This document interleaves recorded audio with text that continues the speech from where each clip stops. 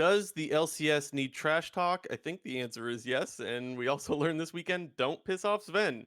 We'll get into the drama, don't worry. And then Dignitas, still without a win. We asked last week if FlyQuest could 18-0 and they took an L. Maybe if we ask, will Dignitas 0-18, maybe they'll get a dub. Hopefully. And J&T and I doing mid-split tier list this week. It feels fitting, I guess, to get into that now that we're halfway through the season. Episode 114 of the Clown Fiesta podcast with Blue Jay and JNT250. First topic of the day, Zven, Yeon, no handshake, some banter, if you want to call it that, in chat, and then some tweets following up. JNT, am I missing anything that needs to be said? Yeah, I guess the one thing that it feels like people didn't know about or kind of got revealed last, it was like the final piece of the puzzle that I don't know if everybody knows about, but apparently what all started it was Diplex apparently typing XDD in all chat after Harry made his little for fun mid lane play. Basically, if people don't know what I'm saying, the play where he was going for the tower plate and like stood on the Victor W to get canceled out and died. Diplex type XDD, and then after TL won that drag team fight was when the whole shenanigan started of our academy team is better than guys or whatever it was. It was just classic, like, conflict escalation where like one little thing leads to one slightly bigger thing, and then next thing you know, things just get out of control, and like suddenly there's this big drama. Um, I want to know, like, was there anywhere where you draw the line, Jinter, where you're like, this guy took it too far with anything? For me, no. No, I mean, to be honest, like trash talk is something that I myself will never put any like weight into. Whether it is like me as a spectator, whether it's esports, regular sports, or if I'm involved with it myself, I don't really put a lot of stock into it unless it actually gets like personal or you crossed a line, and obviously no lines were crossed here. Like it's a little bit of just trash talk in the game, but I think the people maybe thought that it was, I guess, disrespectful of Zven not to shake Jan's hand at the end of the game. I didn't have a problem with it whatsoever. I think, as a lot of other people said, it's just going to create as much hype for their next matchup when they have to play each other again. So I had no problem with it. I don't think that people should have a big problem with it, but, it's interesting. Yeah, I didn't have any problem with it either, but that seemed to be the only area that there was some people that had a problem with it, was that he wouldn't shake hands. But I have to say, if he shakes his hand there, are we talking about this? Wasn't like that the reason why Yeah. all of us know about this? Is because it was like, first of all, he didn't just not shake his hand. He gave him that stare. He gave him that like, I am not happy with you, which was absolutely hilarious. And honestly, yes, we do need more of this. I think that's unanimously the community opinion. But like I said, there's some people that think he should have shook his hand, but it's like, yeah, well, if he did, then you're not getting this drama that everyone likes and that we don't ever really get, honestly. So it's like you don't get one without the other. Yeah, it kind of felt like the LCS was built off of trash talk way back in the day with, one of the reasons why Doublelift kind of rose to fame and part of the reason why people still love him right now is he speaks his mind and he's not afraid to go and shit on a certain player if he thinks that that player is, bad. Like everyone will remember like the famous clip of Doublelift talking about it was like Team Velocity and like the first like these are for the OG LCS viewers. If everyone will know the clip of Doublelift shitting on Team Velocity, basically calling them the worst team in the LCS and that they're complete garbage, and then proceeding to lose to them, it just spawned like endless memes. And this is definitely something that the LCS has kind of gotten away from. It does feel like in other leagues there can still be some drama. I know the LEC, it feels like every other year there are certain players who are viewed as toxic and end up getting in back and forth with other pro players on Twitter, but it's something in the LCS we really don't see too much anymore. I feel like it's gone from like genuine trash talk to now just meme trash talk, where it's like, all of the hashtag live evil and Vulcan and JoJo and Inspired kind of just trolling on Twitter. But like this was actually like, old trash talk. I feel like it feels even weird just to say old trash talk versus new trash talk, but the newer trash talk is kind of just memeing. Like there's really like absolutely nothing behind it. This felt like some players started to take it personal, whereas like any of the tweets we've seen, people just go ha ha and they keep scrolling. This was like, oh man. And the other thing too is I don't know if you get this impression. I don't watch other esports really. Like I dabble, I guess. But for example, Call of Duty people have led me to believe that this stuff happens all the time. And so like I don't know how true that is. I've definitely seen clips of like Call of Duty players getting up and just yelling at people, Yeah, I'm those are I'm sure good. you've seen clips of that as well. And if I guess what I'm saying is if there's one thing that the LCS could definitely take from other esports, it would be things like that. Although I'm not completely sure how common that is anymore in COD, for example.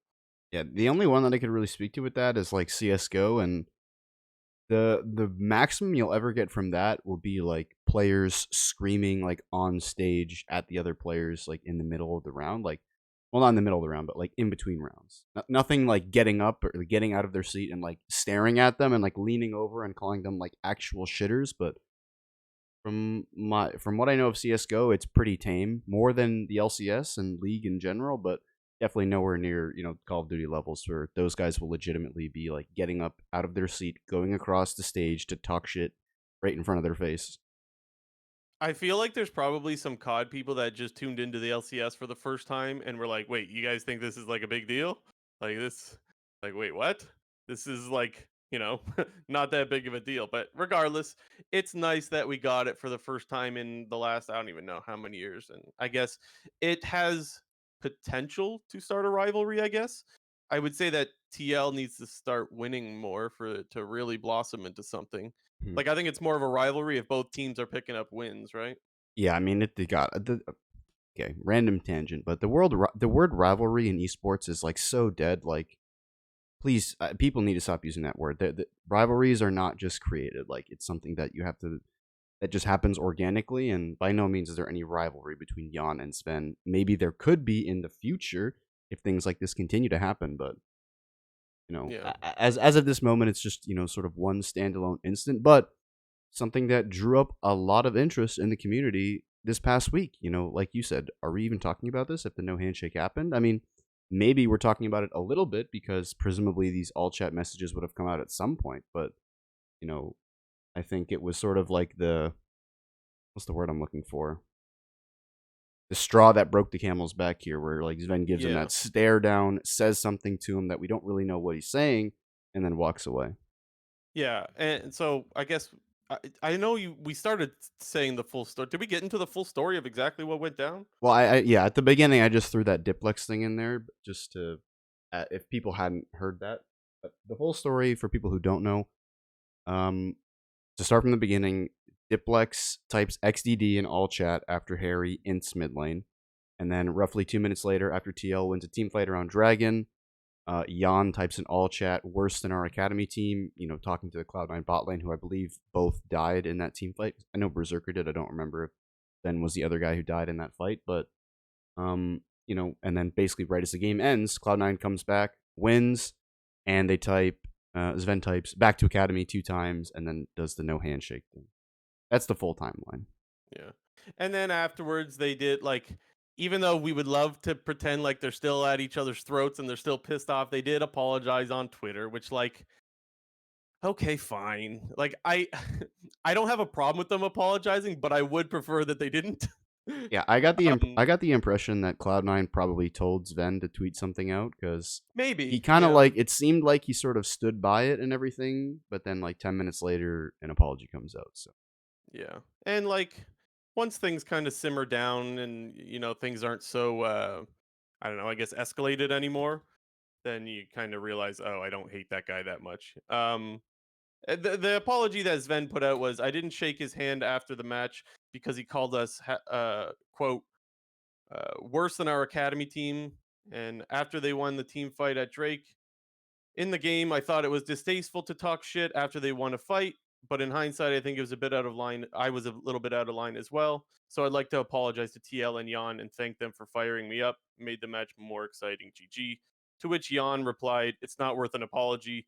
To me, it's just in game. I see somebody fire one at my mid laner and I'll fire one back and then insta mute. You shouldn't apologize." So clearly, Yeon was like okay with Sven getting fired up about it. Um, I don't know if Sven knew that Jan's response was in response to Diplex's first one. Like, I probably think not. From Sven's point of view, it was this guy really just waited till after they won a team fight to trash talk, and I think that's kind of why Zven was like, "Oh hell no," and then well, you see why you don't piss off that guy because they came back and won. Yeah, I mean, I can't speak for everybody here, but one of my favorite things in League is when somebody is just shit talking and like completely unprovoked, and then you go on and beat them in that game. Like that is one of the best feelings that you can have playing League because I am just like foaming at the mouth as I'm gonna about to start hitting Nexus. Type in all chat and type in like something along the lines of GG shitter or use whatever line they said to me earlier in the game back at them, and that's what Sven exactly did here. So, just to circle back to the beginning, I think we're both on the same page. Like, no problems at all. Like this is what we need. Yeah, maybe it's Harry's fault for running it down in the first place. Yeah, yeah, true. If we're gonna blame anybody, blame him for running it down. He tweeted out like, "Whoops, my bad." um, Also, Borbo in the live chat letting me know here that Overwatch League had they had chat got disabled because things were getting a little too vocal. So it doesn't sound like it's unique to just Call of Duty. It does sound like things happen in a variety of other esports where things get a little heated, and I think that's normal. I think that's no problem with that, and I think we need more of it. I agree. Before we move on, we want to remind people if you are enjoying the content, hit the like button. Obviously, leave a comment, and please hit the subscribe button if you're enjoying the content. That stuff helps us tremendously. And as of this week, we are finally going to be on a regular schedule. JT and I have been all over the place for since the start of this year. So every week we'll be live on Twitch Sunday evening at 7 o'clock EST. That is 4 o'clock on the West Coast, and so we are going to try to be more. Consistent, if you will.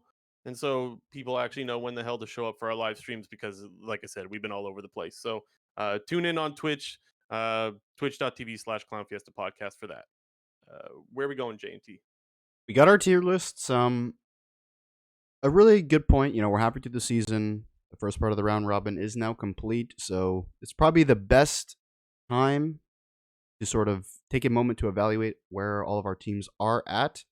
Obviously, I think going into the Super Week, it felt like everybody was on the same page in terms of where we thought teams were going to be, but I think that the Super Week actually changed a lot of people's minds in terms of where teams are at, purely because we saw some 3-0s that we 3-0s and 2-1s that we weren't necessarily expecting, specifically out of Golden Guardians and CLG. And then obviously we had TL and 100 Thieves throw up the big donut, no wins in their 6 games. Yeah, we had 4 teams go 0-3, right? 4 teams went 0-3, 3 went 3-0, and then 3 went 2-1.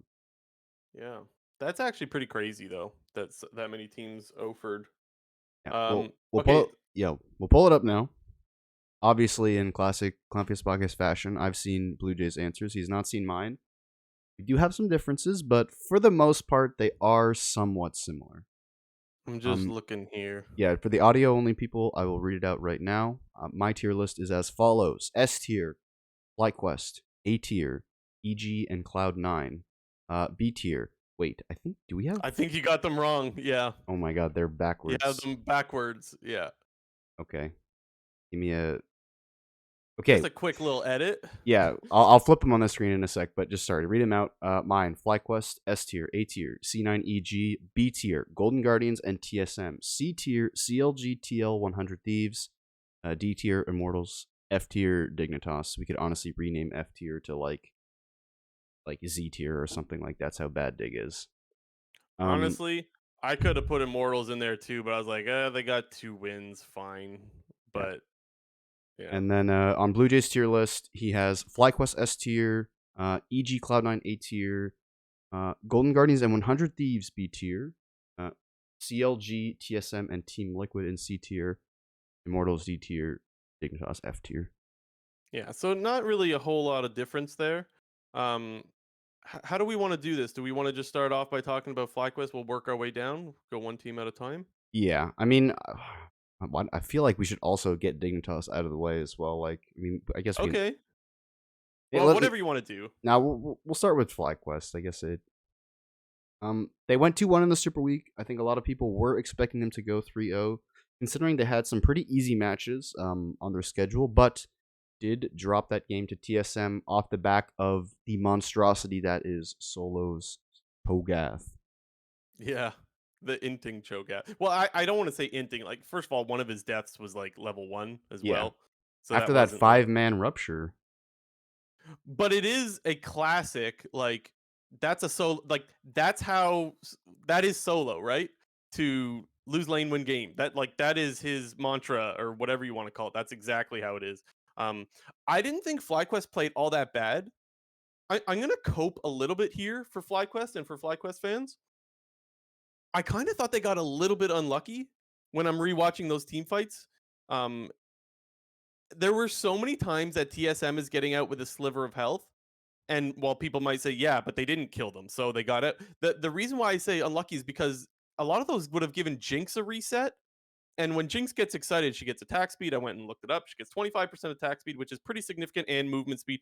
And basically, that can really start to snowball the other way if Jinx starts to pick up some of these kills that were just inches away from getting these kills. And I think that game goes differently. Now, I don't want people to think I'm taking away credit from TSM because I think TSM played great. And we will get to the TSM section later. So I'll talk a little bit more about them later. But I guess I just have to say that I didn't think this was disaster for FlyQuest just because they lost to TSM. I thought they played mostly okay. I thought Spica got picked off a little bit too often in that game, but for the most part, it's more they were just shy of picking up some of those fights, and I don't think this is like disaster or anything like that. Yeah, I think, there are it feels like there can be two different sides to a loss. You'll have a loss where you get completely shit on, you might look completely outclassed, and it's clear that, you were the loser in this game. But I don't necessarily think, I would call FlyQuest losers in this game. Like you said, it wasn't really a terrible game, and it kind of was balancing on that knife's edge where if Jinx was able to get one or two kills in some of these team fights, she could easily just like clean up and destroy them in the rest of the team fight because you could really see that FlyQuest's damage was like super, like their engage was super upfront and heavy, and even in the early game, a couple times where they kind of missed out their engages or just didn't necessarily hit the correct targets. Like the fights were going very, very even. So I feel like this game is way more a credit to TSM than it is anything to do with FlyQuest, being terrible by any means. I thought TSM did a really good job of not falling into the common trap that is once one team starts playing super fast and gets that snowball going, just exclusively going to being reactive. Like TSM continued to try to trade on the opposite sides of the map when Solo was getting picked off consistently. Multiple times was he in a side lane, and after he died or, TSM had any knowledge of, multiple FlyQuest members on one side of the map, they would take that opportunity and say, hey, we're going to trade on the opposite side of the map. And that's exactly what you need to do against these top teams to stay relevant, not only within the game, but also like as the season progresses, like not just becoming a reactive based team. Because I feel like it's a problem that a lot of LCS teams can fall into if they start to lose confidence or anything like that. Yeah, I think this is a game where you could point to TSM playing to FlyQuest level and coming out on top, rather than FlyQuest playing to TSM's level and coming out on the bottom. Yeah. Is the way I would kind of look at it. And when you look at FlyQuest altogether, it was not all bad just because they lost their win streak this weekend. You got to look at Vikla on the Yone game. He took over the game. I mean, he was 1v9 that game. He was the reason they won. He got an advantage early by getting, I think it was a double kill in a team fight. Next thing you know, he's taking plates. Next thing you know, he's pushing Palafox back into base every 5 seconds. He had so much pressure. And so, even though most of the story this year has been, hey, look at Prince, it was nice to see Vikla be the biggest reason for that win. Yeah, and I think, not this isn't necessarily about FlyQuest, but kind of is. But if you look at that TSM versus FlyQuest game and the CLG versus FlyQuest game, you can really see the two, like you can see the two different sides of exactly what I was talking about in terms of trading on the other side of the map versus just purely playing reactive. And you saw that in the CLG versus FlyQuest game where CLG actually had a pretty big lead topside, in the first 10 minutes of the game, and then basically chose to ignore that lane completely for the rest of the game. And Contracts just kind of continually hovered bottom lane when Prince and Vikla were winning in the 2v2, and that allowed FlyQuest to basically snowball Dragons and easily win the game through Dragon Soul. And, flip back to what I was saying about the TSM game where TSM was aggressively trading side lanes against FlyQuest, and you could see they never really fell behind. The gold was very close in that entire game up until, the mid game of TSM really took them over. And, against a lesser team in CLG, in this FlyQuest game, you kind of just saw FlyQuest just be better individually because CLG wasn't doing anything proactive to offset the deficit that they had in the bot lane and the dragons they were just continuously losing. Yeah, yeah. I don't have anything else to say on FlyQuest. I guess I've said what I said. I don't think this is the biggest deal in the world. Didn't expect them to go 18-0 anyways, and so they're on pace to still finish at the top of the table. What's funny is, you remember last week when we were talking about it, you mentioned like, do you think they're gonna just lose to some team out of left field, like some unexpected team? And you said Golden Guardians. I think that's close to TSM, or at least it was before this weekend, anyway. Yeah, I figured they'd lose to, like a shitter team. I mean, I wouldn't classify TSM as a shitter team, obviously, I would have but before this weekend. fair. Yeah, but yeah, they definitely proved me wrong. But we'll get to them later, though. Should we go EG or C9 next? We'll do EG next. EG had a they definitely weren't on cruise control this Super Week per se because they had some close No. games against 100 Thieves and also Team Liquid. They'd obviously have that layup against Immortals, but EG looking very strong in the late game. I would say this weekend, it definitely seemed like they were the most organized team in the late game, and that's why they came out on top in those two earlier games. Yeah, I feel like it's very easy to draw uh maybe bad conclusions after this weekend. Like, people will see, oh well, they struggled to win against TL, and TL went 0-3, and they're kind of a dumpster fire right now, so that's not a good sign. Or they almost threw to 100 Thieves, and 100 Thieves didn't have that great of a weekend. So like, a lot of people might look at 100 Thieves going 3-0 and say like, well, that's kind of like uh the going 3-0 is better than how they played this weekend, but I actually don't necessarily think that's the case. I think their early game is still actually really good, honestly. I'm still very impressed with their early game. Um, Specifically, let's talk about the TL game. The early game in that game was fantastic. Yeah, and honestly, you know what I felt that game? I actually just felt like both teams were playing well. Now, obviously, later on, we know that TL lost their goddamn minds and then ended up throwing. But that game was another game where it was like, you have two teams playing very well, and then it's going to fall one way or another, and like both teams can walk away going, we played well, but only one of us took the win. And then by the end of it, no, it was like TL should have been able to close out that game, and they just didn't. And EG got the win because of that. But I guess what I'm saying is, even though they should have lost to TL, I don't think that was because EG played poorly. I think it was just because TL couldn't close out the damn game. Yeah, I mean, we'll get into the TL side of things a bit later, but TL just really started overforcing, and EG just did a pretty good job of giving up as much as they possibly could until they hit the late game when their champions were really starting to outscale. But TL was definitely forcing the action a little bit too much. Yeah, and the other hiccup against 100 Thieves was, I think that was when FBI went to go. I don't know if he was going to get red buff or whatever it was, but 100 Thieves started scaling. They took Dragon, and then they decided to go for that like sneaky play where they snuck in the brush, and then FBI face checked. You could definitely give some criticism to FBI for face checking that, absolutely, but you could also give credit to 100 Thieves for doing what is not a very obvious play to do.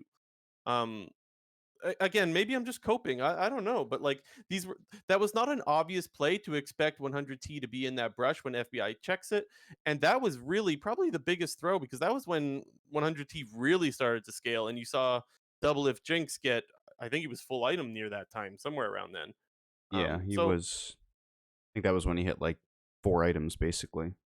and yeah, I'm not going to sit here and pretend like EG was absolutely perfectly clean this weekend, because they weren't, but I do think that their early games are still mostly pretty damn clean.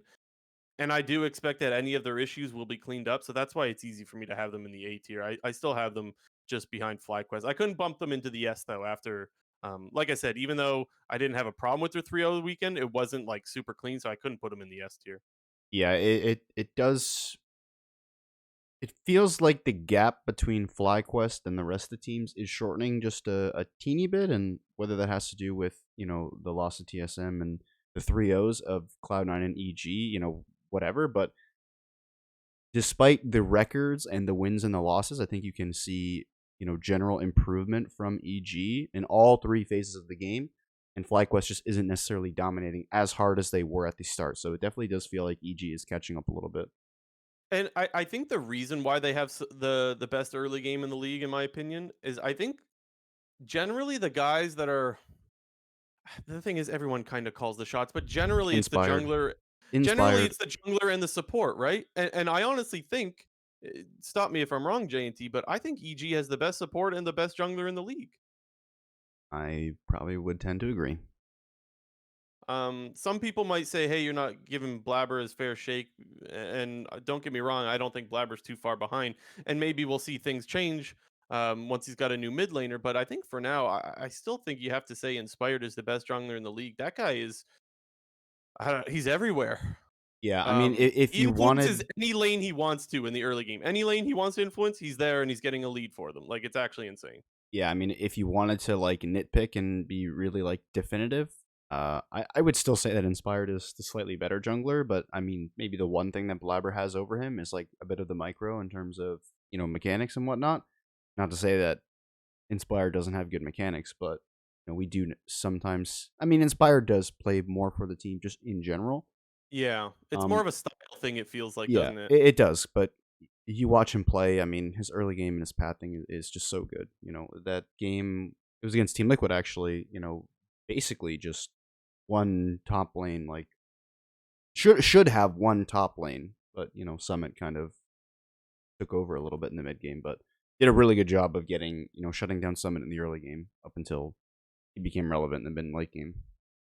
Are we good to get into Cloud9? Because I think there's quite a bit to talk about with this team. Yeah, obviously, making the change in the mid lane, subbing out Diplex, and now putting in MNS, who was their Challenger League mid laner, who's got a lot of hype behind him. So I think definitely interesting that Cloud9 decided to do this after the 3-0 Super Week, but I think at the same time, you look at Diplex's performances across the 9 games, Hmm. and he hasn't been like trash or bad by any means, but he just hasn't been up to the level of the rest of the team, it feels like.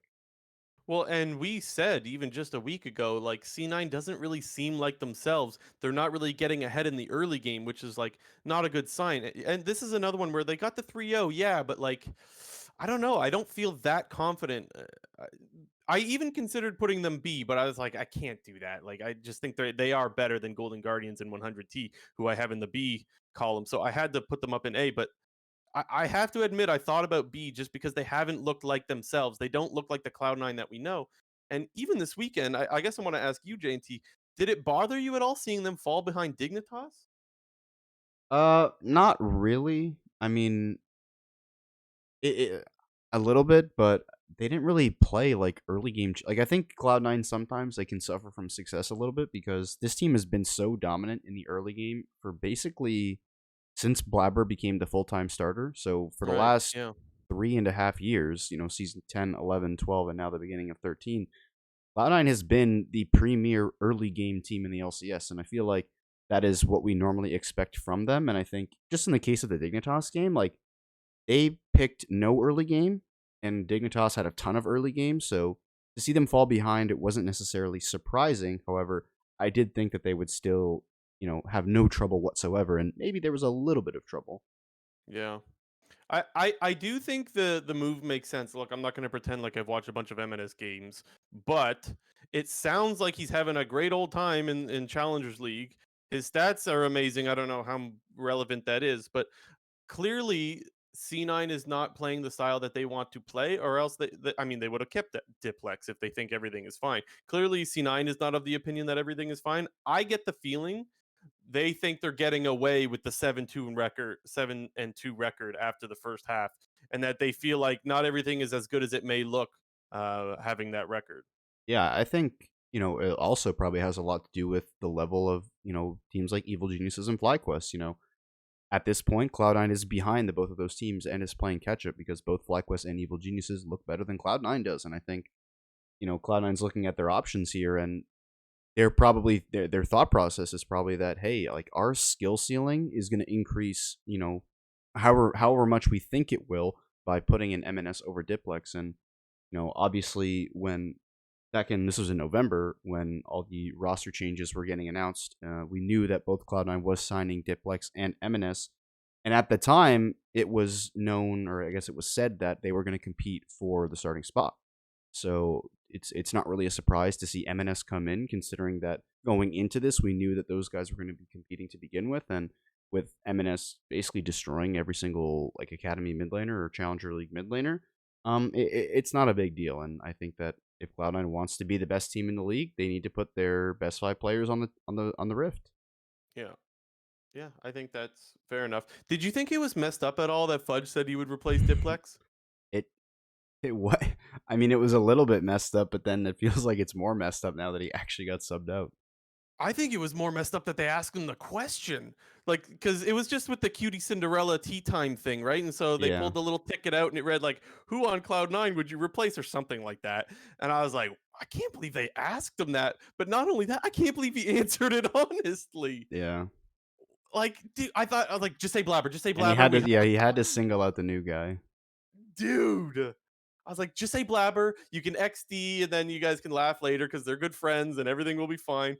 And then he like took a long time to stop and think about it, and he went, "It's got to be Diplex. He's our newest player." And I'm like, "Oh my god, he's answering this honestly." That was fucked up for two reasons. LCS actually put that in the question box or whatever, and then he answered it honestly. I couldn't believe. And then yeah, then now he actually got replaced. So I mean, you kind of have to wonder how much of this was already in the works already. Yeah. I don't know. That was messed up, man. I guess the other point to talk about Diplex a little bit more is going into the off season and the announcement that he was going to be on Cloud9. A lot of things there. Sorry, the main thing that people were talking about in terms of cause for concern with him was his champion pool. And Hmm. while I think that his everybody said that his favorite champions were like the melee fighter style of mid laners, like your Akali, your Sylas, your Yone, uh, your Irelia, stuff like that. So I wonder if Cloud9 also thinks that they're potentially getting a little bit limited in draft when it comes to putting in a Diplex versus MNS. I would also say you look at their champion pool differences just purely in this season, and they're wildly different. Diplex is pretty much exclusively playing melee mids. He has one game on a non-melee champion, or 2 games. He had one Ahri game right at the beginning of the split and played a Victor game as well. And MNS is basically majority control mages, with his like little pocket picks Vex that he has in there. So I think with the swap, Ganon is probably going to be switching it up a lot, I would imagine, in terms of how they function, because it does feel like Diplex is this more, you know, AFK laner type player, which is going to scale towards the mid and late game, whereas NMS is the complete opposite, at least from what we've seen in the Challenger League, where heavy lane pressure, a lot of solo kills. There was some stat where he has like 15 solo kills and or 6 solo kills in 15 games. Or I don't know what it was, but he has some like absurd number of solo kills in a very minimal number of games or something like that. He clearly is above that league by the sounds of things. To be determined if he belongs in the LCS, but he's clearly at least deserving of a shot. It sounds like. Last thing I want to get to is Fudge he's had a great start. I mean, it's 9 games, but he's had a great start to the split, and I have to say it has kind of reminded me of 2021 Fudge. Maybe not quite to that level, or maybe we just need to see more games out of this level of play before we put him up there. But I wanted to ask you, do you think he's back to his normal self? I think it's definitely an improvement over what we saw last summer, anyway. Yeah, he definitely does seem to be coming back to the best top laner in the league type of play. Mhm. I would Yeah. say if I had to pick right now, he probably is, Yep. with Me too. Impact and Someday very close behind. Yep. You could even throw Dokla in there if you wanted to. But No. you know, Not me. yeah, Dokla's got his limitations, but Fudge is definitely having a very good 2023 so far. I think a lot of people, or at least a lot of the Cloud9 fans, expected him to get back to that level. So good to see that he's already gotten back to it basically 9 games into the season. Yeah. A really good start anyway, so that's good to see. Next up we got Golden Guardians, both of us in the B section. We're back, Last week we baby. we had that conversation about, like, is there a team that's about to ramp up and take off? And Golden Guardians. Did you say Golden Guardians? Yeah, I did. Yeah, I definitely said Golden Guardians. I remember that, and I guess we take the W on that one, Jinter.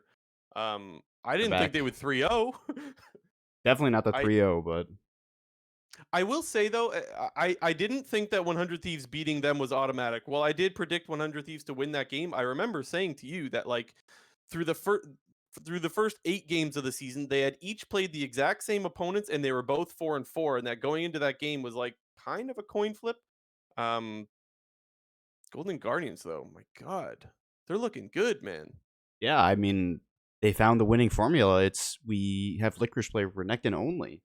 And we have him play Yeah. for lane, and then we just let River loose because honestly, the last 5 games that they've played have been what it feels like to me the complete opposite to what their first 4 games were. Because they've lost their first 4 games of the season and won their last 5 games, and within those first 4, it was mostly about River being a facilitator for the rest of the team.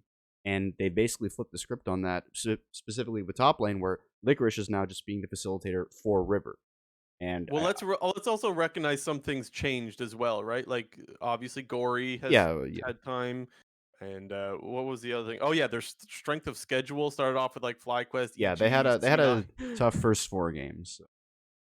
And by that token, we could also say that even though they're on a 5 game winning streak, the only one that was like up against like a real good opponent or at least solid opponent might have been the 100 Thieves game. Who else did they play again? Well, they played Golden every. Guardian. Oh, They this week you played mean? Dig. Yeah, they played Dig and TSM. I Maybe thought, I thought, TSM you, I could put I more thought you were. respect on TSM. I thought you were saying who have they played this? So I was like, well, played everybody because Yeah, yeah, they're yeah. No, halfway. I just meant in their last 5 games. Who did they?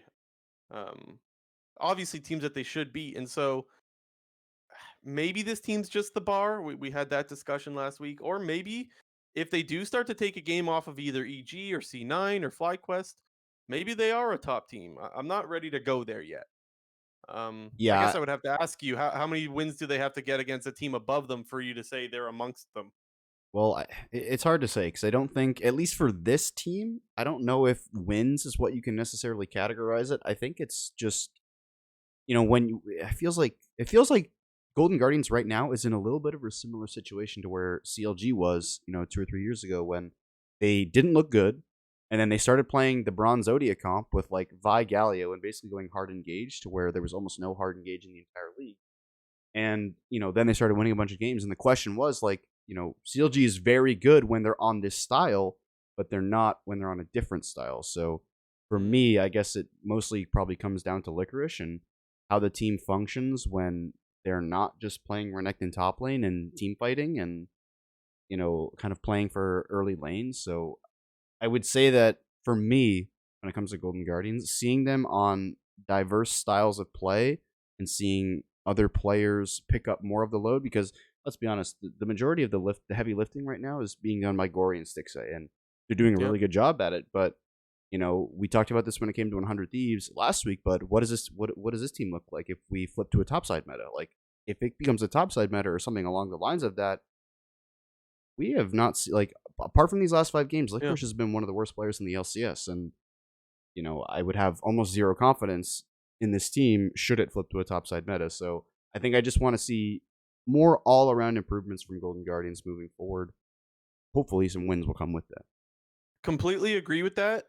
And I would also say if you look at who Licorice would have to go up against if they were to beat one of the top teams, he would go up against Impact, Someday, or Fudge. Yeah, And so it's possible that Licorice is what stops them from being a top team, honestly. Because I mean, you said it. He has been one of the worst players in the league. And yeah, but by all means, it hasn't stopped his bot lane or his mid lane from taking over games. But if the meta does change, it absolutely could. It absolutely could. Or even if the meta doesn't even change, you could still lose games through top lane. Not every game has to be decided through bot. So it is definitely a worry. That Lee Sin game this weekend was something else. I don't know yeah, what to say about that. yeah. That this is why we keep him on Renekton. No, no, no more Lee Sin. He got hard clapped in that game, but it just didn't matter. Uh, Corey's too He was good. down a bunch of plates, a bunch of CS. Corey and Stixay, man. Yeah. Anyways, that team's looking pretty damn good. And I guess the last thing I'll say on it is the Danon trade, or the trade that we'll say Danon made last year. For those that don't know, he was the GM of Golden Guardians who got let go in the middle of the season. I believe it was after the River trade. It was. It was like the 2 weeks after they had traded for River, and then they had like done some roster movements by trying to put like Lighter in for a Blaze Olive, and they swapped Yeah. like some bot lane stuff with Hui and I forget who it was, but they were doing some weird stuff, and Dana got dropped. But with his last dying breath, he almost fixed Golden Guardians by acquiring River. Yeah. Well, and the thing is, River was absolutely running it down, but you also have to remember that he had Blaze Olive as his mid laner and Licorice also running it down in the top lane. Yeah, So, like, of course, things weren't looking good. But at that time, it looked like it was a really bad trade. Maybe in the long run, not looking so bad. and probably is what River is probably the only reason that Gory is on this team because they used to play together. Absolutely. It's a very fair point to make. We don't know what how this team looks any different if that trade doesn't go through, but it definitely looks like it might have been the right move in hindsight. Despite the fact, I think Danon was also let go for other reasons. There were other moves made that season. We don't need to get into all of them, but anyways, just interesting to look back on. I guess Uh, let's do TSM next. I think. okay. I have them in the B tier. You have them in the C tier. Yes. Obviously, this team is shooting way above their expectations for what the majority of people thought they were going to be. Mm-hmm. To credit ourselves, both of us didn't think that this was going to be the 10th place team, whereas a lot of other people did. However, we did not think they would be, above 500 and actually looking like a pretty decent. I have a hard time taking credit for that. I had them ninth, I think. I mean, I had them 8th, but it wasn't 10th, so Yeah, I guess, yeah. I guess okay. So we talked about how they looked great against FlyQuest. I think the biggest guys you got to give the credit to are Boogie and Maple. Like, oh my god, man. Buki is Um, looking very good. dude, he is so aggro. He's actually kind of got a sort of a blabber style to him, actually, which is not something I had even considered. If he finds you in the river, he's going to engage on you. And it's I know the execution against the Jinx when they were playing against FlyQuest isn't that difficult. You Vi ulti into the Talia W, but still they made it work over and over and over again, even to the point where like um once the Vi ulted, the one play Maple flashed forward just to be in range of the W to almost one shot the Jinx, or maybe he did one shot. I don't remember. The point is, The one mid these lane you're guys are talking about? yes, Yeah, yeah. no, he died. Yeah, these guys are synergizing really, really well, which I have to admit was not something I saw coming. Right? I did put them ninth because I did think this team was absolutely terrible. And even last week we were saying how like Solo might be their most valuable player because you can put him on something weak side and have him still be relevant late game. And while that is absolutely true, I'm starting to question if maybe their mid jungle is the reason why this team's picking up wins. Yeah, I would say I think going into I'm trying to remember. I think going into this season, I remember talking about, I thought that Maple and Solo were going to be like the defining players of this team, but it does feel like the more and more we watch this team, the player to watch is Boogie.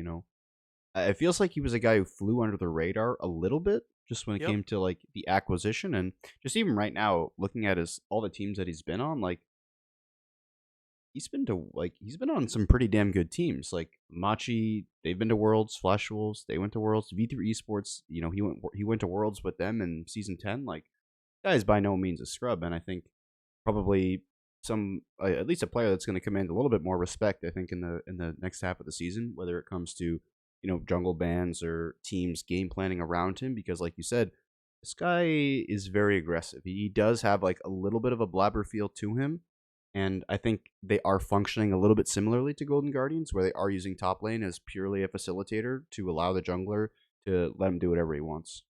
Yeah. And now people if you're listening, I do still have TSM in the C tier, so you might be a little confused as to why I sound excited about them. It's because I probably would have had them D or F, honestly. Um the reason why I still have them in the C tier is because I can't just forget that their first 2 weeks weren't exactly the greatest. And my god, have I made this mistake where I see a good weekend or maybe even two good weekends and then I get excited about a team and then they turn out to be not so hot as time goes on. I still have them in the bottom five. If they were to play 100 Thieves again, I'd probably still take 100 Thieves, despite the fact that 100 T has a worse record. So yeah, I do still think there is a distinction there. I'm just happy that this team isn't a dumpster fire, and that's what I was expecting. Yeah, I agree. I think a lot of people thought they were going to be a dumpster fire. Maybe I didn't think that they were going to be like a level 10 dumpster fire, but they're looking pretty good. Yeah. Who's next? I say we do TL next. Uh, Okay. we both have them in the C tier. Um, they do have the third worst record in the league. So by Mhm. standings wise, they actually are the eighth place team. And where do we start? I think for this weekend, I say we start with or Harry. I was gonna say just because it feels like he's the weakest link at the moment. So to me, it doesn't really matter where we start. I mean, last week we talked so much about Summit, or the last, I don't know, whole split, I guess. We talked about Summit and how Summit's been running it down. But we also mentioned that, like, these other guys are still guilty of some serious charges of running it down. So whether it's Harry, Yeon, or Summit, the inting is still happening. And it was a little bit more pronounced with Harry and Yeon this weekend than it was in weekends past. But to me, it's still more of the same. Their early games are going just fine, honestly. They have a great early game, I would even say. They are second in the league, by the way, in goal difference at 15. I looked it up earlier. Hang on, I have it. Yeah, Um, no, and I agree. I think I said this a few episodes ago that I thought their laners are actually very very good in terms of laning. I despite Jan's struggles in the mid and late game, I still think that him and Core JJ are probably still one of the best laning bot lanes. They'd probably be in the top two or the top three. And Summit is still obviously a monster within side lanes. You could even see it in that EG game where he did get set behind quite massively in the early game, mhm. dying once, losing a full entire wave, but still was just managing to run the show in the side lane. He was out playing someday, right? On the Fiora, he was zoning him really, really nice, or spacing him rather, very, very nicely. And honestly, well, he solo killed him because of that. The goal difference, by the way, at 15, I had the stat. Team Liquid is plus 1649 at 15 for the season, which is a very good average, by the way. A very good average goal differential at 15. Anything That is above second. 1.2k is usually pretty good. Yeah, that is second best, and they're only behind Evil Geniuses at 1982. So honest, the early games are going great, which kind of makes me look at them as like one of the best bad teams we've ever had in the LCS. They get these leads and they just cannot close them out. So this is like last year, Golden Guardians did this, where they kept getting leads and they couldn't close out the games. This is just Golden Guardians of last year. TL is definitely that team. I- Is it? Am I trolling J&T if I say this isn't going to continue? I'm not saying they're not going to throw games anymore. Clearly, they have trouble closing out games. I just don't think it can continue that they have trouble closing out every single game. Yeah, and It feels like every game they get a lead, they can't close. yeah, I mean, at least with the Golden Guardians comparison of last year, it feels more likely that this Team Liquid team, will figure it out just because of the players that they have on their roster. So I would say yes. I think they will figure it out, and they're not going to continue to look like this, especially in terms of throwing their leads. But you know, circle back to my first point. Harry just, I think, with all the other players on this team, you can see how good they are, but also the unfortunate mistakes that they are making. But I think with Harry, it's not the case with him. Like we're really not seeing like a ceiling or anything like resembling like, wow, this player can actually be this good. We're just unfortunately only seeing the bad. Yeah, honestly, he's made multiple Azir plays where you're like, "Oh, that's just a one-off. That won't happen again." But he's made multiple of them, Yeah, like where it's like like these are just really bad plays, and so I'm kind of curious how that can continue to happen. Like these aren't just like small minor mistakes; these are just absolute ints, and it's the one that led to the whole uh Jan and Zven um debacle, if you yeah. will. It's plays like that. Like that was a play that like everyone watched that, and it's embarrassing. I'm sure he's not happy that that happened, but I mean, I don't know what to say when you see a play like that. It just looks like a guy that doesn't know how to play his ear, but I'm sure that's not the case. No, I mean I you doubt you I you can doubt you can see be what he's pro play. going. You can see what he's Yeah. going for. It's just something that you shouldn't be doing in a professional game when like the risk versus reward just isn't worth it.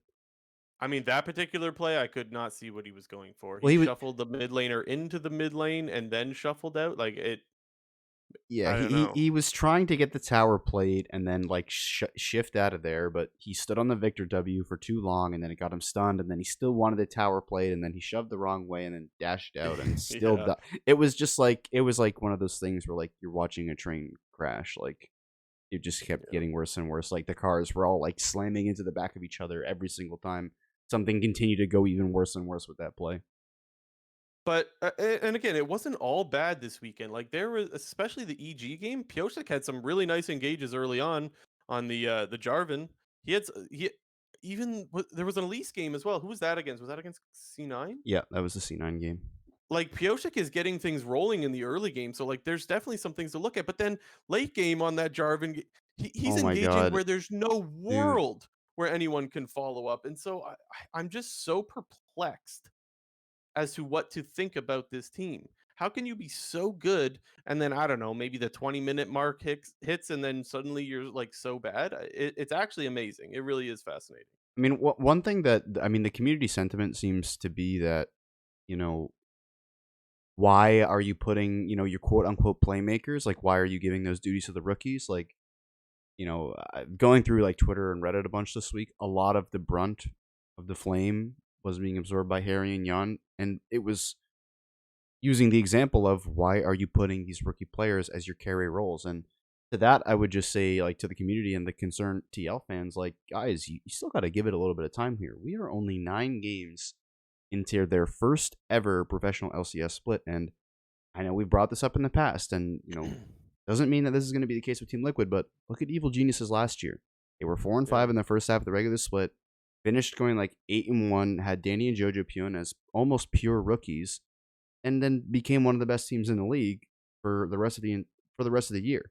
And people are using a direct comparison with 100 Thieves, where they have closer Doublelift and Bjergsen as the quote unquote carry players, and the more facilitators and Tenacity and Busio are your rookies. And it's like, oh well, why aren't they just doing with what 100 Thieves are doing? Because you want your carries to be like your veterans. And it's like that's not always necessarily the case. Like when it comes to rookies, like you got to give these guys a little bit of time to work and to figure stuff out. Now, if I was a TL general manager and I had to start thinking about any possible decisions, Harry would really be the only thing that I would be considering.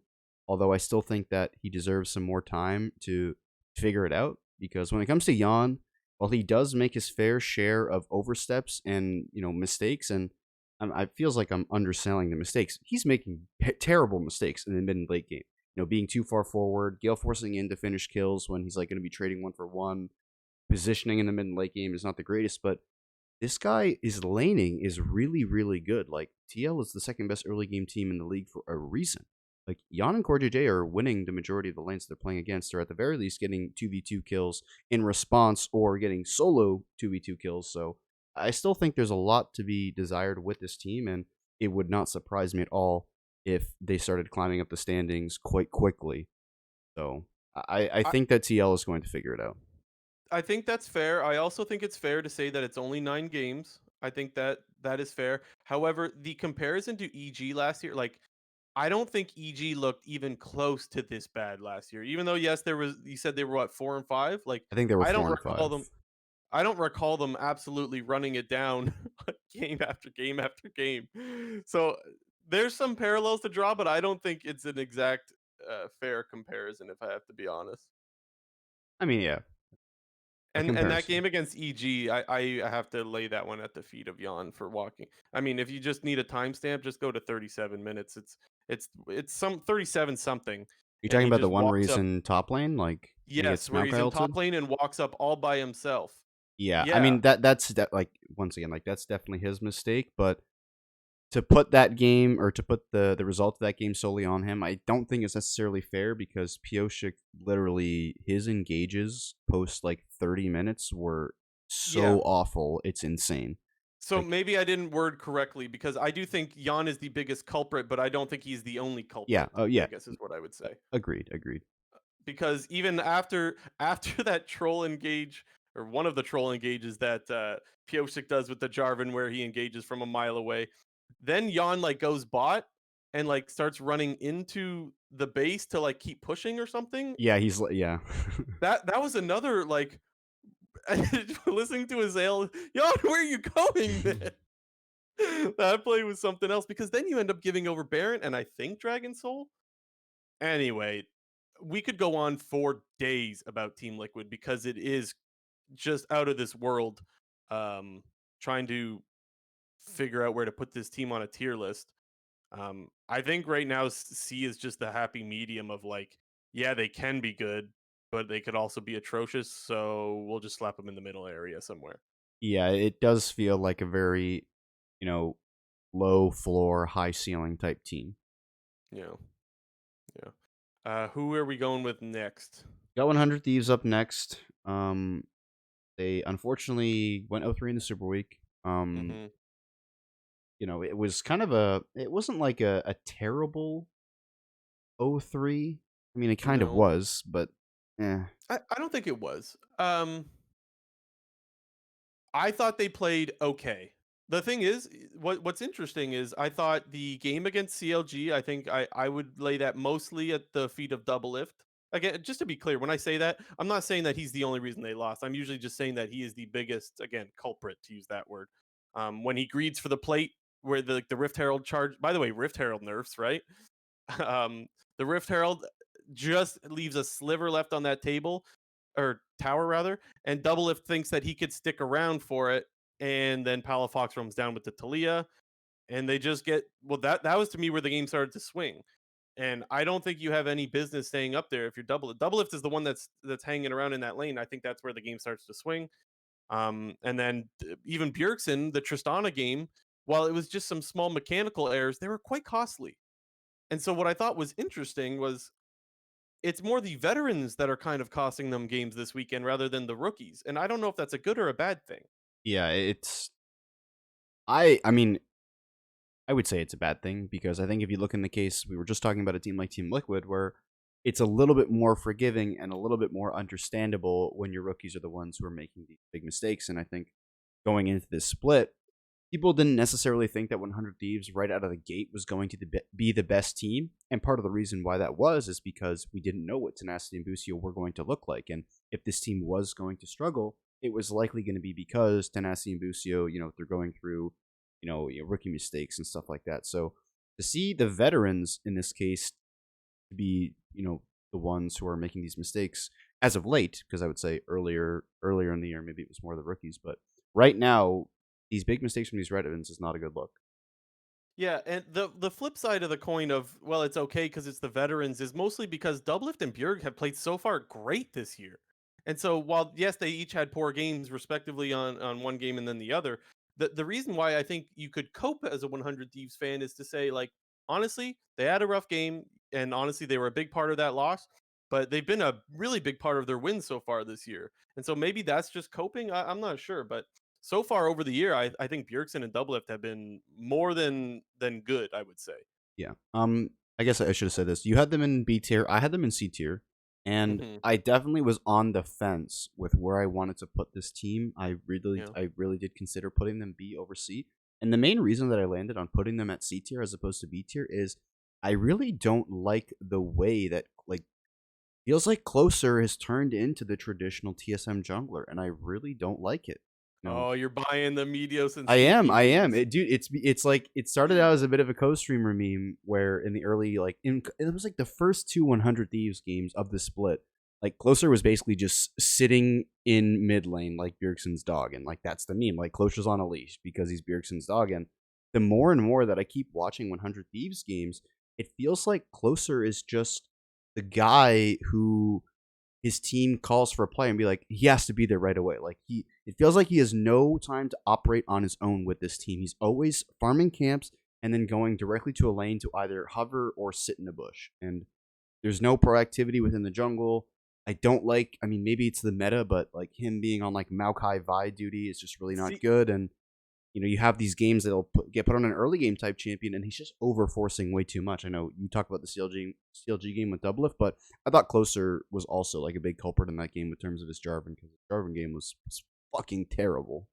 honestly though, see, I do like I don't buy that. I do buy it's a meta thing because the closer that we got to know, like the pop off closer, was when he used to pop off on like Viego, for example, and it would like champions like that. What else did he play? Lee Sin, where like it was a carry jungle sort of thing, and that was sort of meta, and that's where we saw him really come into his own.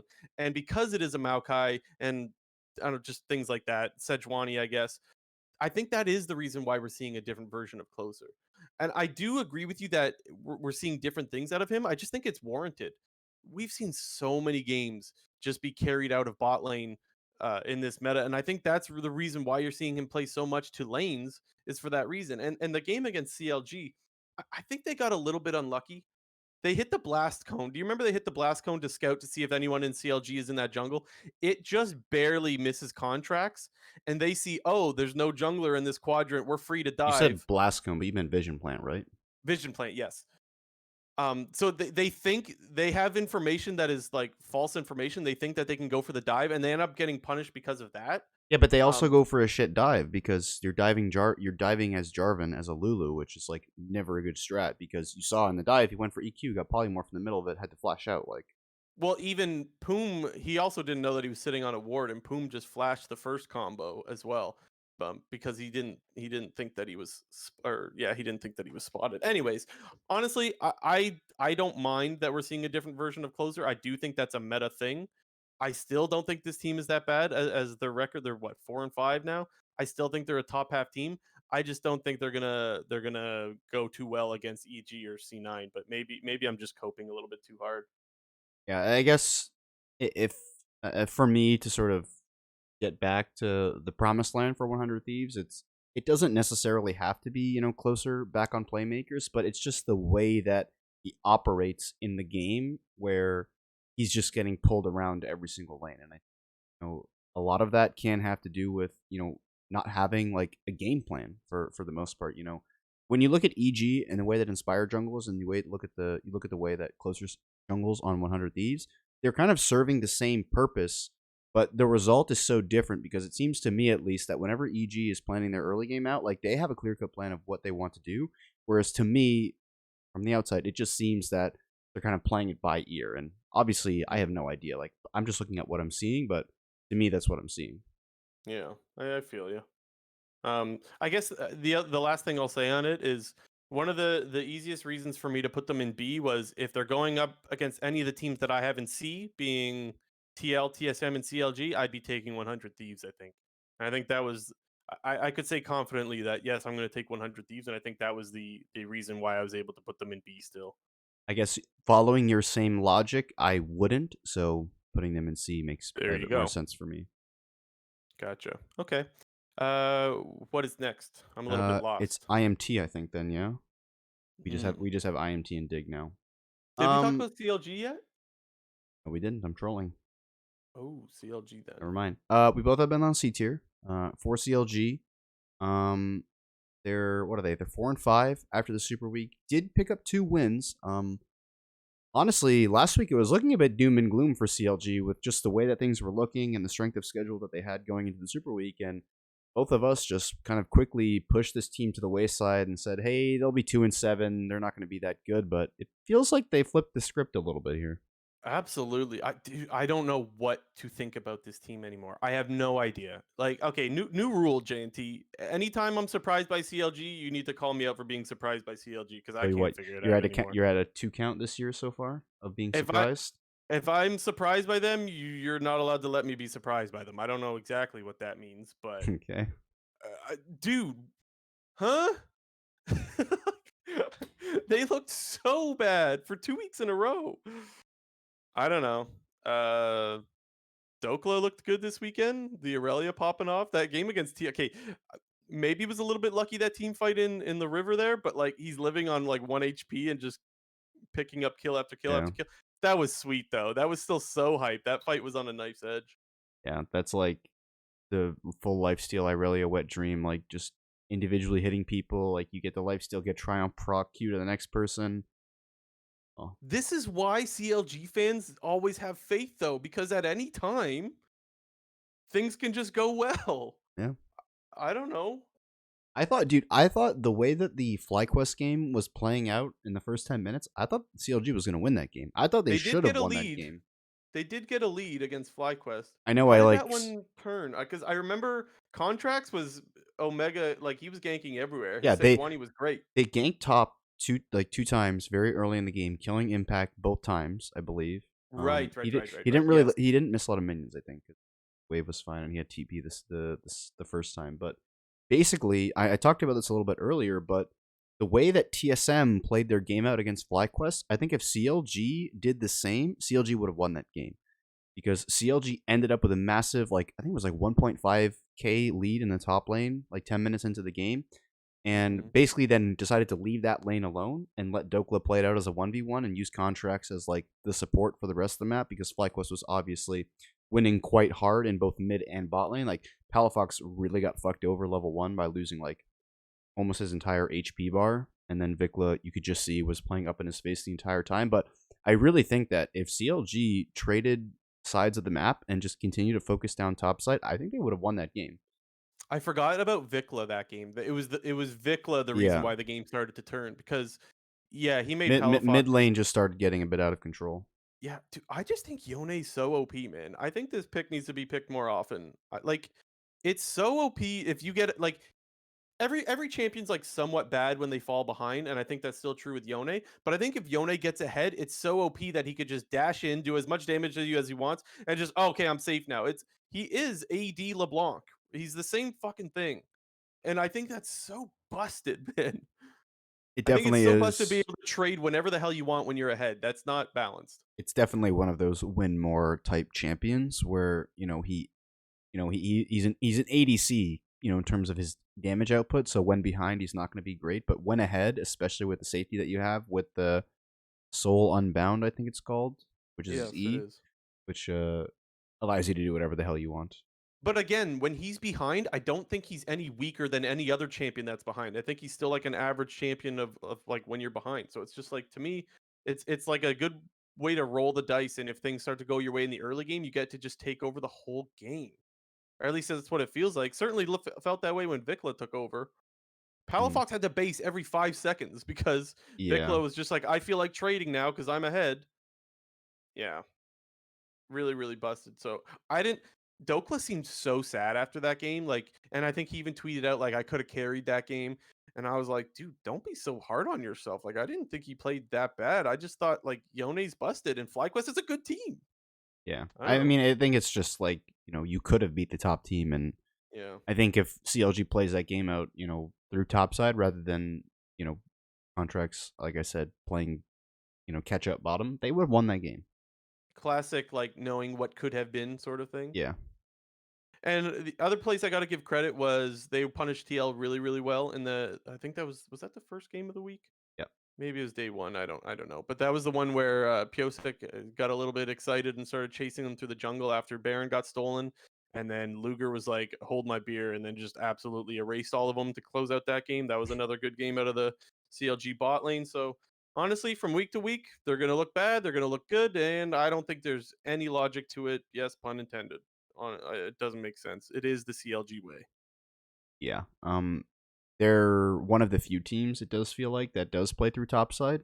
Um, you know, while there are a lot of strong top laners in the league, a lot of them operate for the most part in like a with limited resources. The ones like Fudge, Someday, and Impact, primarily Fudge and Impact, I would say.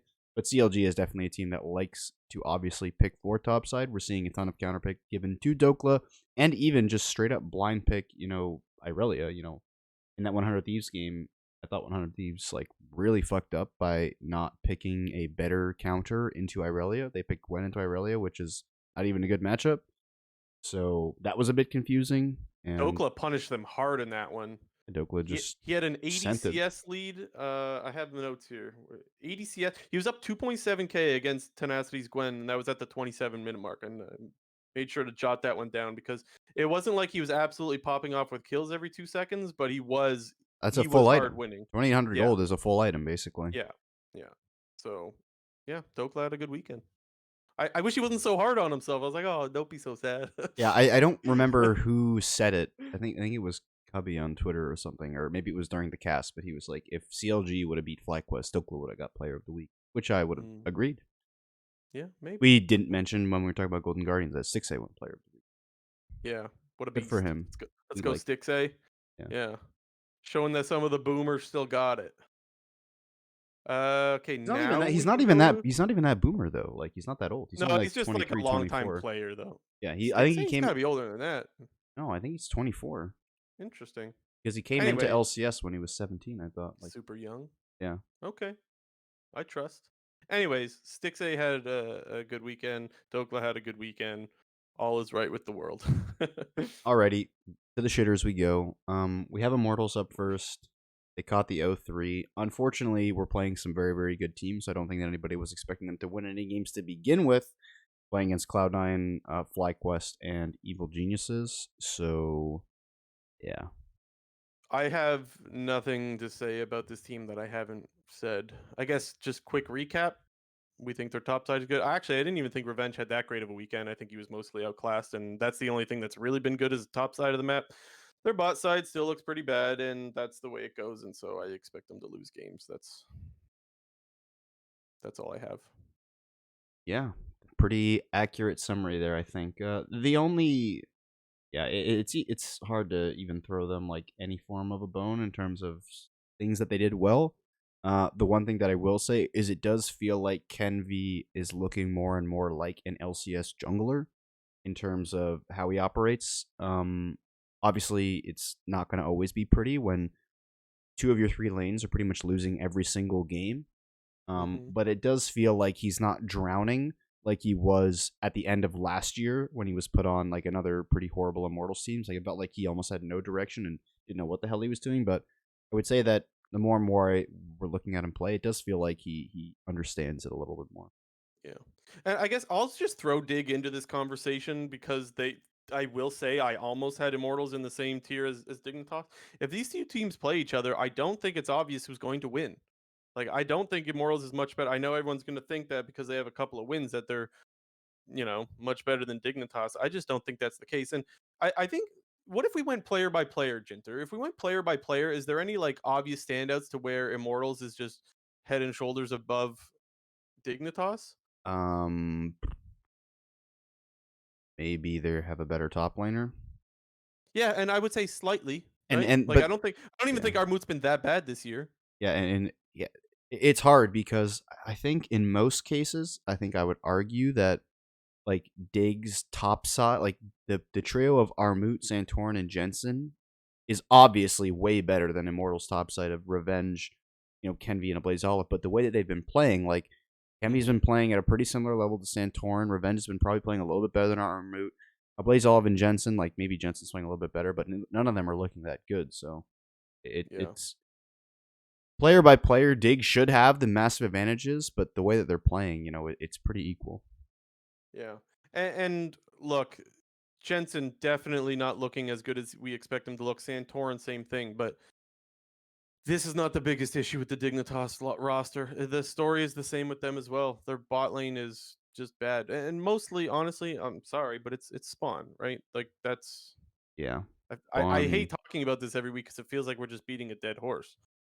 Yeah. I mean, they did get a they got a 2v2 kill in the C9 game. They killed Zven Yeah. once in 2v2 and then they That's got why I completely asked shit on you the rest of the earlier. game. Yeah, that's why I asked you earlier if it bothered you at all that Dignitas was ahead of Like C9 in that game.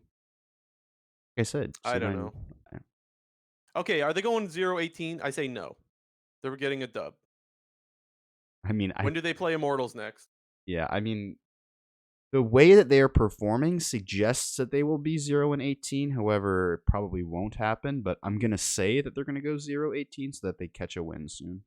Have they announced a roster swap yet, other than Ignar, of course? No, I don't believe so, but it wouldn't surprise me at all if some changes came quite soon. Who is their challenger Is it league worth ADC? well, honestly, is it even worth just looking for someone who like can just fill that role for a bit? Like, would it be so bad if you traded for like a wild turtle or something?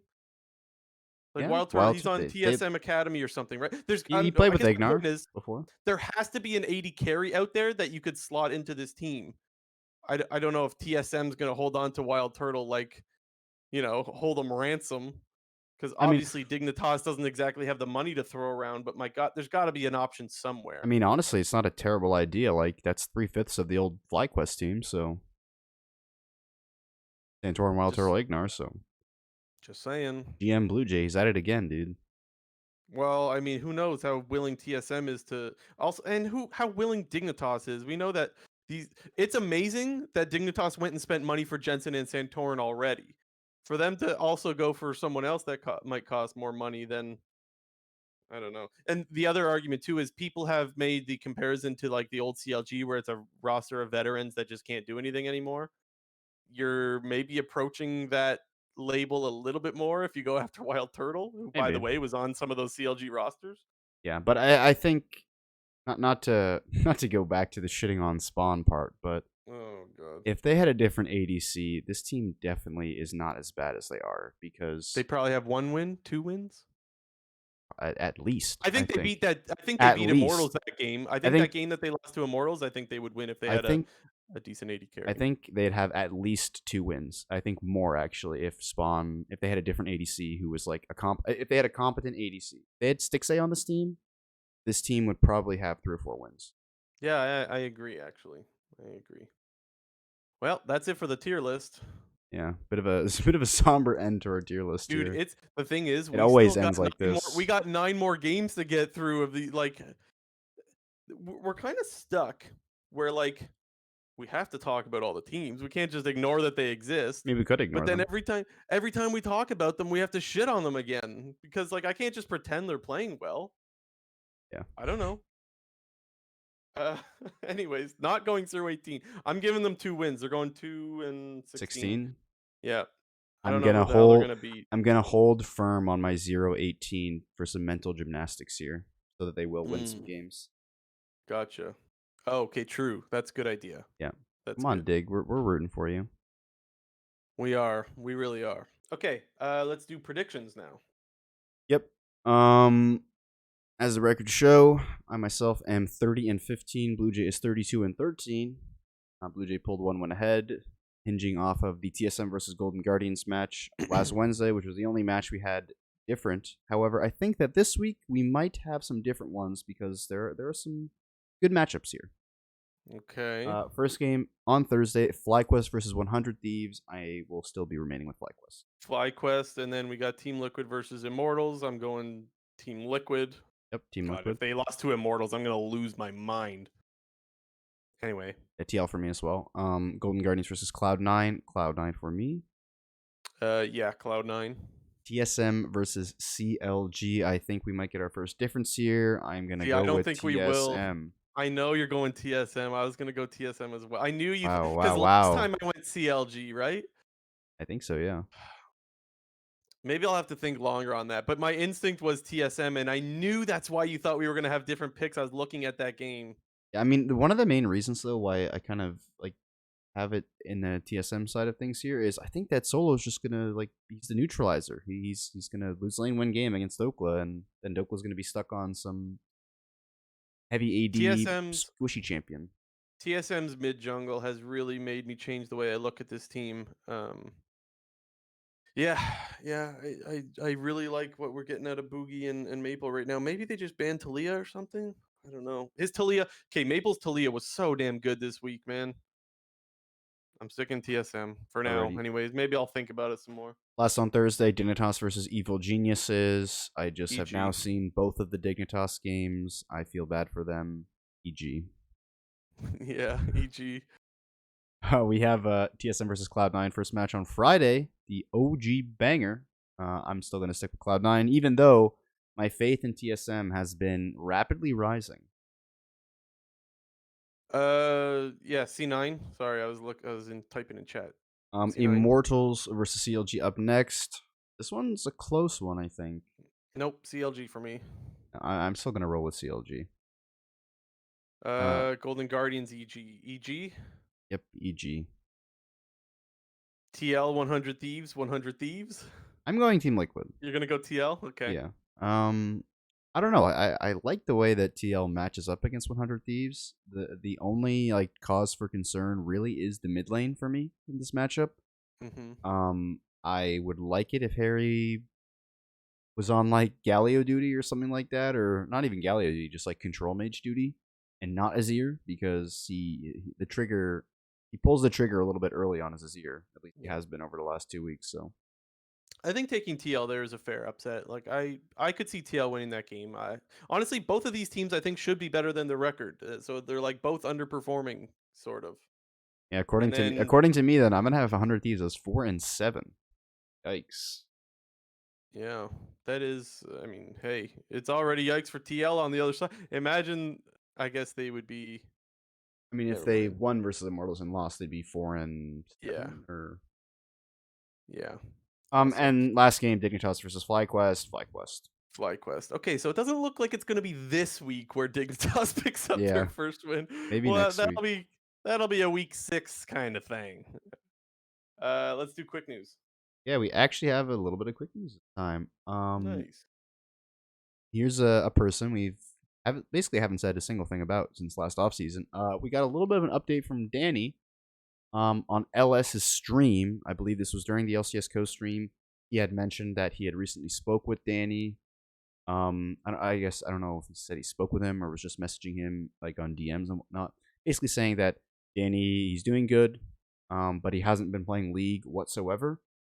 And it was a really small update, and that's pretty much all that there was. But I think the main thing to extract out of that is if Danny hasn't been playing any League, I figure it's pretty easy to rule out any kind of a return for 2023, most likely. Yeah.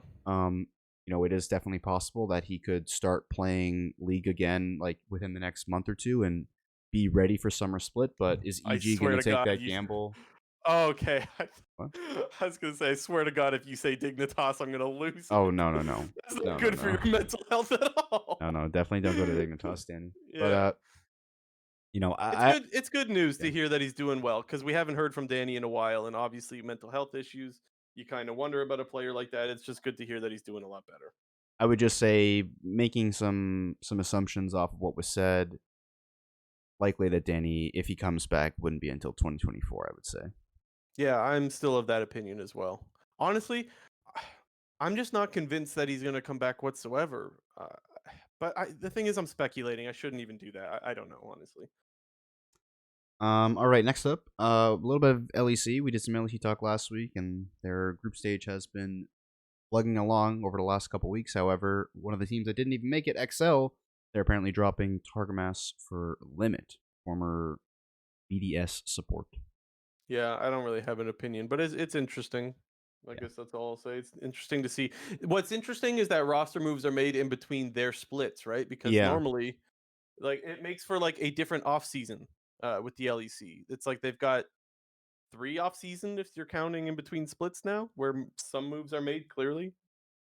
Yeah. And then last up, something we haven't heard from a while again, the LCK truck meta is back. Oh no. Genji got hit this time. They got a truck put out in front of their headquarters, saying something along the lines of, and be in mind, I'm paraphrasing here, Genji needs to get a different coach. Their current coach sucks. Yeah, I think the truck meta is so crazy that like this truck meta won't go away. And once you think the meta's done, it just comes back, which is like these fans are absolutely insane. Maybe we should make a truck, J&T. Yeah, If you made a where are truck, we posting it out? Where are we? that's what I was gonna ask. Where are we putting our truck, and what are we putting on it? Um, I mean, this is league related, yeah. Oh yeah. Well, I mean, I don't know. clearly you've thought outside the Well, if box. it was just me, get some truck up at Florham Park in front of the New York Jets and be like, hey, we need Aaron Rodgers or Lamar Jackson. Oh, that's your truck. Okay, what's your esports truck? I can't think of anything. I can't should have think of thought of anything something either. before this. Yeah, I have nothing. Mm. It feels bad where you brought this up and now we have nothing to say. Dude, maybe somebody in the comment section could help us out with this. What would be a good truck? Dignitas truck. We're making a Dignitas truck. Just to say, get Wild Turtle. Yep. Okay. Spawn sucks. Get Wild Turtle. Oh, do we have to throw in the first part? We can Yeah, throw in because just we got to be mean like the LCK fans do it.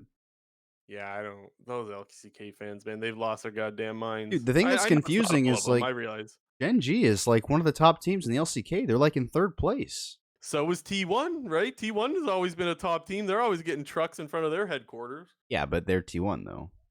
What were their messages again? Do you remember what the I, trucks with the sign said in front of I T1's want to say pavilion? that T1 was also coaching staff related as well because that was when they were like going through like a rotation of like a bunch of different coaches. This was in like season, I think it started in season 11, right? Was that when the first one for T1 was, I think? I can't remember. I just can't believe it's still happening. That's the only thing I can't believe. Yeah, at least it's funny. But Oh, no, I got a truck. Bring back Dash. That's a truck. throw it in front of the right game studio. Yeah, LCS studio, whatever. Bring back Dash truck. Yeah, That's my truck right there. It's a and good one. Freak for that matter, and Pastry Time. Well, And Freak was on the okay, broadcast for a little bit this week. true, I he didn't was. see what it was, but I heard he was on it. I think he did balance and Yeah, he stuff. was talking I don't about know. game dev stuff. Yeah, yeah. The normal stuff. Like the only problem with that, or it's not really a problem, but it's like I can get that anytime I just go to Freak's YouTube channel if I want updates on what he thinks about the patches and stuff, right? So, Mhm.